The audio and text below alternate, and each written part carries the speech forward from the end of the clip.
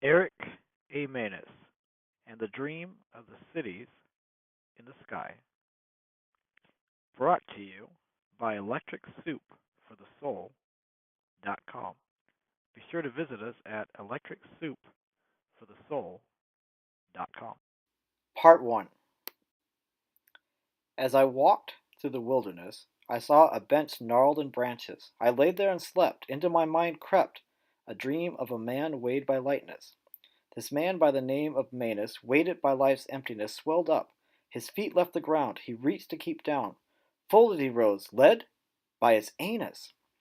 There above the ground he was raised, held fast by a rope his wife threw his way. Eric, come down now.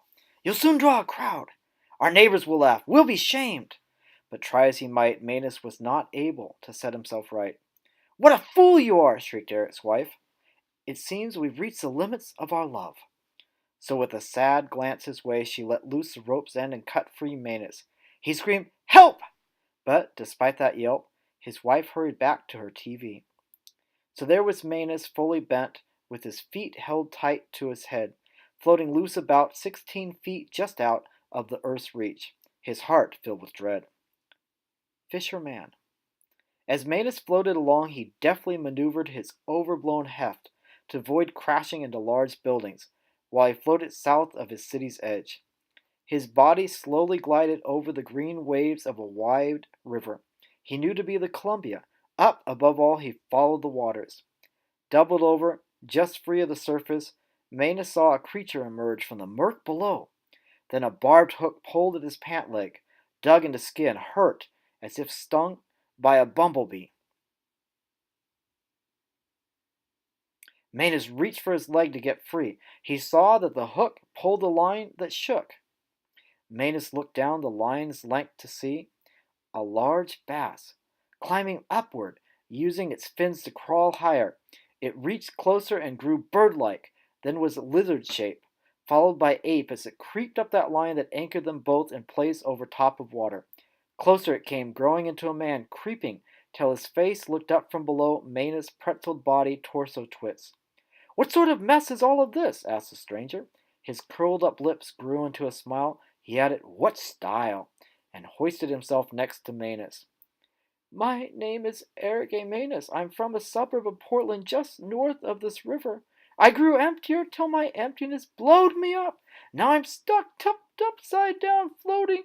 Enough with the pity, the man scolded Manus. The pair hung there in the air, upside down, with hooked line keeping hold.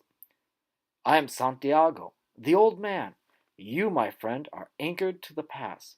Opportunity is here a knocking. All at once the Gospel of Thomas was in his one hand, leather bound, while his other hand wrapped tight around the fishing line. Both men now were real close, as the gaunt stranger read out loud, If those who lead you say to you, Look, the kingdom is in the sky, you would then have the birds of the sky make it up to heaven before you. The man took the book of scriptures and placed them in the side pocket of the jacket Manus wore, zipping it shut tight. Digging the barbed hook loose, the stranger next spun Manus' oversized mass towards the atmosphere, crying, Go upward! As his voice trailed off into a splash. All was quiet. Manus saw that over top of him floated island cities in the sky. His body was lifting up on the wind, flung like so much dust up towards where eagles fly, drifting. Manus spun around like a fat satellite, a star out of track of its usual orbital pole, cold in clouds fried by sun until grasped by the clutches of a new atmosphere. He sensed up as down and rose as he fell, floating lower and going higher, his head still bent to his toes. Next time, the certain city.